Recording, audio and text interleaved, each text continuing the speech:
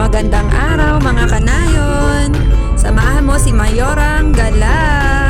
Excited kaming lahat. Ito ang unang banding ng Pamilyang Gala ngayong summer 2024. Kaya i-push na natin! Sa halos 5 oras namin biyahe papuntang Zambales, talaga namang nag-enjoy kami sa mga gandang tanawing aming nadaanan.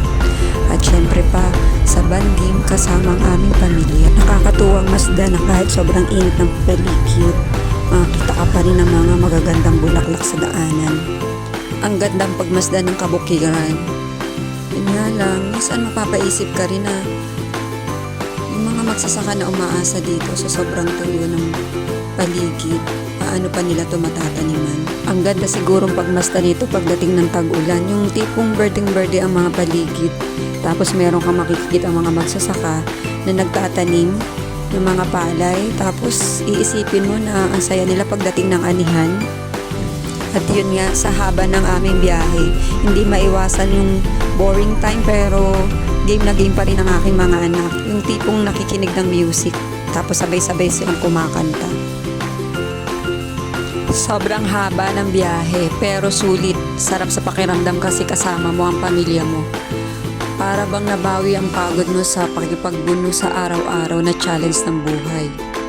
At heto na nga, nasa entrance na kami ng resort.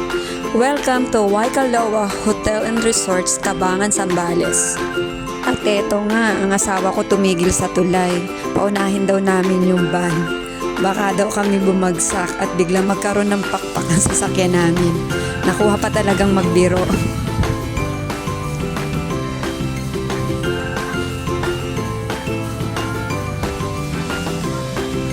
Wow na wow talaga, ang ganda ng paligid.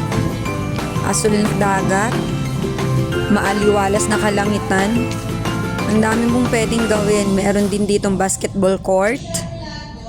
Meron ding mga upuan. At yun nga, yung anak ko nagsuswing na agad. At ano nga bang gagawin natin? Siyempre, first of all, accommodation check. At ito nga yung kanilang kainan. Maraming lamesa na pwede kayong tambayan. Meron din silang free na mineral water. Talagang kahit anong oras pwede mo mag-refill.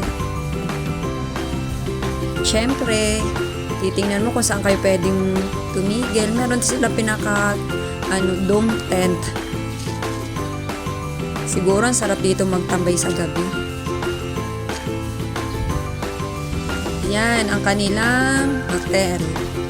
Hanggang 3rd floor at dito nga kami sa may bandang baba. So, syempre, ang dagat check. Mukha naman siyang malinis at saka syempre, nag-aabang kami sa sunset mamaya. Titingnan natin kung anong itsura ng sunset. At ito nga, room check. Meron nga sila dito magandang TV. Tingnan natin ang kanilang CR.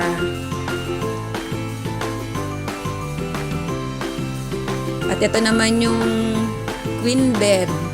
Since kami, 5, 2 queen bed, tapos may isang para sa single bed. At ito, picture, remembrance ang family. Ayan, meron ding jacuzzi. Ayan, syempre, meron ding previous na kape. Ayan, yan yung bonding naming magnanay. Dito naman yung aking anak, enjoy na enjoy sa badminton. Yan, kabanding niya yung anak nung katrabaho ko, nung kaibigan ko.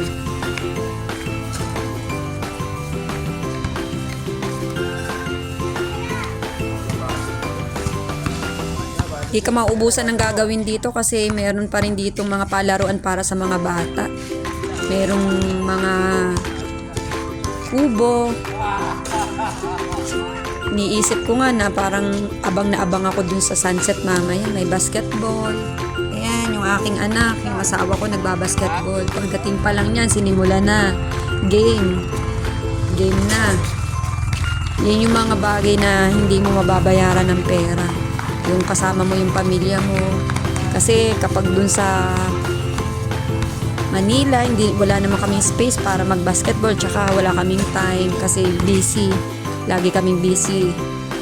At eto, syempre, hindi mawawala yung picture perfect naming magnanay. Shout out sa aking anak na supportive, mag-picture sa nanay. At yan, dagat time. Syempre, hindi mawawala yung banding time namin sa dagat. At eto nga yung panganay kong anak, kasi muno ng pagsusulat sa tabing dagat. Ayan yung mga memory bank naming pamilya. Ayan, inutusan pa akong magsulat kasi natatalan ka ng alon. At ito, picture perfect kami nung pangalawa kong anak. Diba? Yan yung mga bagay na kahit gumastos ka ng malaki, hindi mapapantayan kasi yung saya na magkakasama kayo ng buong pamilya.